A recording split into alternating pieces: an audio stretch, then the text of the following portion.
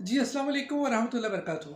اصحاب کہف کون تھے؟ ان کی تعداد کیا تھی؟ ان کے نام کیا تھے؟ اور آخر وہ غار میں کیوں چھپے؟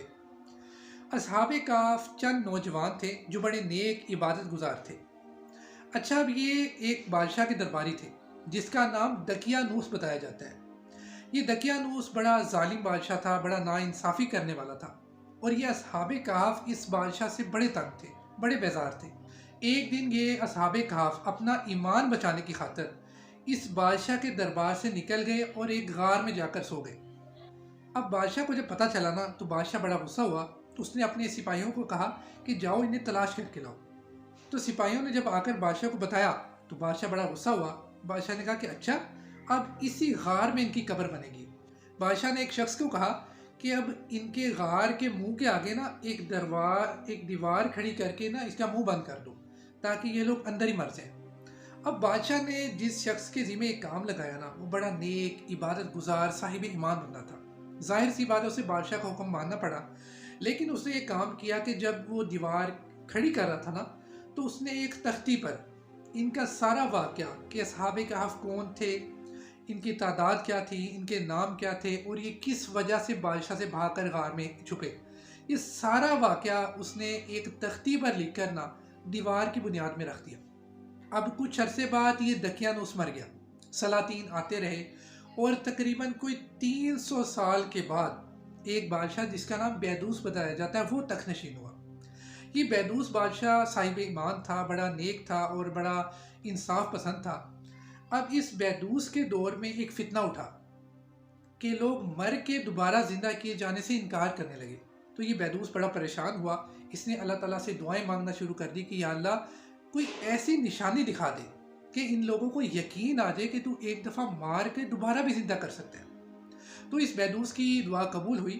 کچھ عرصے بعد ایک بکریاں چرانے والا ایک چرواہا اسی غار کی طرف گیا اور اس نے اپنی بکریاں ٹھہرانے کے لیے اسی غار کا انتخاب کیا۔ اب ان لوگوں نے مل جل کر اس کی جو دیوار تھی وہ گرائی، اور جب آگے دیکھا تو اصحاب کہف سو رہے تھے۔ تو یہ ساری خوفزدہ ہو کر شہر کی طرف بھاگ گئے۔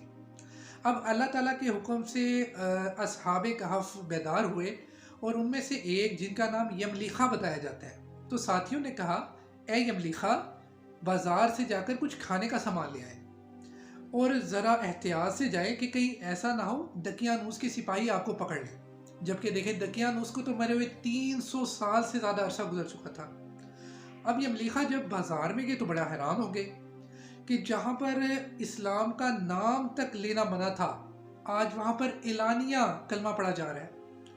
آپ حیران ہوئے کہ یا اللہ یہ ماجرا کیا ہے، یہاں پر تو تیرا نام تک لینا منع تھا اور آج کھلے عام لوگ کلمہ پڑھ رہے ہیں۔ تو یملیخا ایک دکان والے کے پاس گئے اور اسے اپنے دور کا پیسہ دیا۔ تو دکاندار بڑا حیران ہوا۔ دکاندار نے کہا کہ یہ پیسہ تو کئی صدیاں پہلے چلنا بند ہو چکا ہے، اور یہاں تک کہ ہم میں سے کچھ لوگوں نے تو اسے دیکھا بھی نہیں ہے۔ پھر اس دکاندار کو شک ہوا کہ لگتا ہے اس شخص کے ہاتھ کوئی خزانہ لگ گیا۔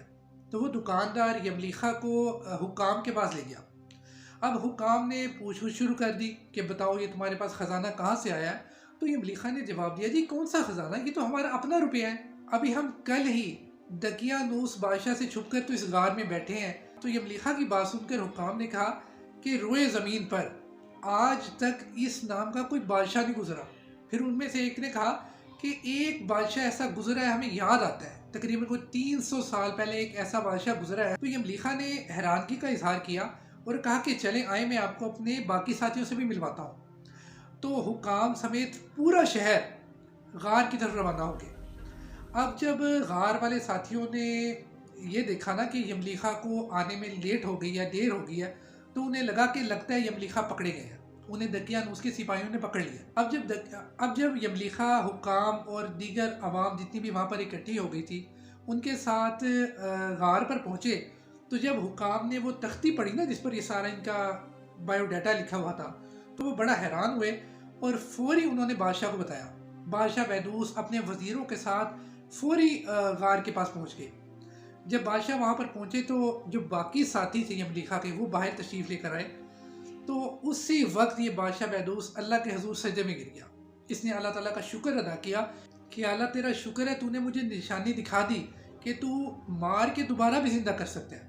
تو جو یملیخا کے باقی ساتھی تھے انہوں نے بادشاہ سے سلام لیا اور بادشاہ کو دعا دی اور پھر اسی غار میں واپس چلے گئے اور وہیں پر پھر ان کا انتقال ہوا۔ تو اس سارے واقعے سے ہمیں یہ لیسن ملتا ہے، اسپیشلی ہم ینگسٹر کو، کہ ہم لوگ جو 10 قدم چل کر مسجد نہیں جاتے، لیکن یہ نوجوان جنہوں نے اللہ کی خاطر اپنا عیش و آرام چھوڑ کر اور ایک غار میں جا کر سو گئے۔ اللہ تعالیٰ سے دعا کیا کریں کہ اللہ تعالیٰ ہمیں بھی صحابہ کرام اور اصحاب کہف والا ایمان عطا فرمائے۔ جزاک اللہ۔